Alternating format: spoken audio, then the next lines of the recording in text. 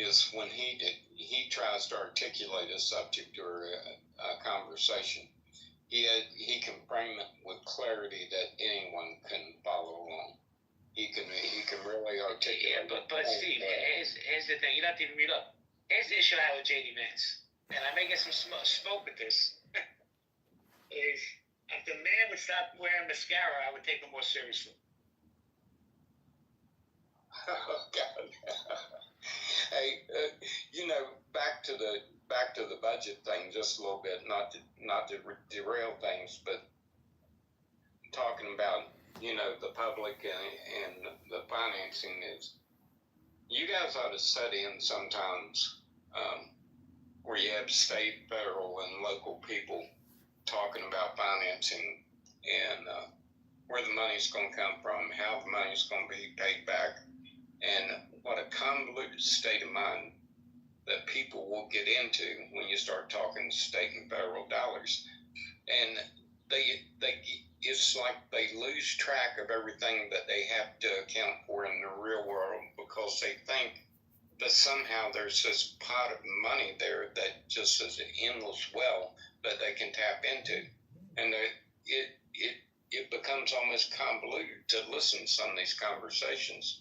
And you just be amazed. That's all I can say. Well, I'm going to pivot off the economy for a minute because I want to get Gil in this part of the conversation. I'm pinning an article to the top right now. I personally think it's bullshit and they're full of shit, but the article is, let's load up.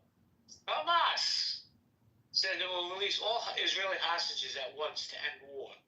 My man Gil, what do you think about it? You think they're full of shit? Sorry, Hamas says it released all Israeli. Well, look, the only way this war is going to end was the three things. They release the hostages, but also they completely surrender and put down all their weapons. These are the three stipulations that Israel have made it very clear that they will agree to. Obviously, getting the hostages out is a priority, and we'll be delighted to see every hostage released. Well, Gil, let me ask you a question. Do you feel that they can play any part in the reshaping of this government once the war is over? No. They shouldn't play any part, and they cannot play any part. In your opinion, will there be a two-state solution? No. So what does that look like? It looks like right now. Now is all important, and it's going to come down to a climactic battle. And say that again, Gil. Yes, Steve. I think one of the things you got to look at from Israel's point of view, I can't remember every single time that this has happened, but you look through the years, I think it's 50, 47, 50-some, 67, 73. I mean, it's been over and over and over that they've been constantly attacked.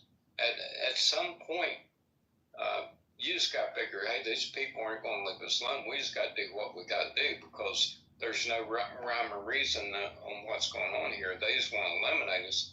So that's the deal. We just got to go on and do what we got to do. That's the way I see it from their point of view. Well, Steve, let me ask you a question, and this is to anybody in the room. Maybe you guys can answer this. If it wasn't a Jewish state, right? Let's say some other country, France, England, whatever, Belgium, experienced an October 7th. Would they get the same blowback that Israel does because it's a Jewish state? I don't think they would.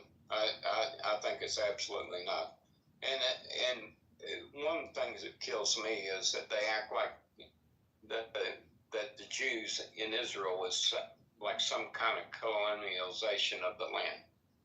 Well, you have the Wailing Wall that goes back to the time of King David. Seriously? Yeah, they forget history real quick. Let me say hello to Rabbi. Rabbi, good morning. Long time no speak. How you doing, bro? Good morning. How's it going? Man, Knicks better fucking do something this year, kid. It's very disappointing. This losing streak is really bad. Really bad. 100%. So what do you think? What does it look like after the war's over? Hamas says they're going to release all the hostages. I think they're full of shit, Rabbi, but what do you think?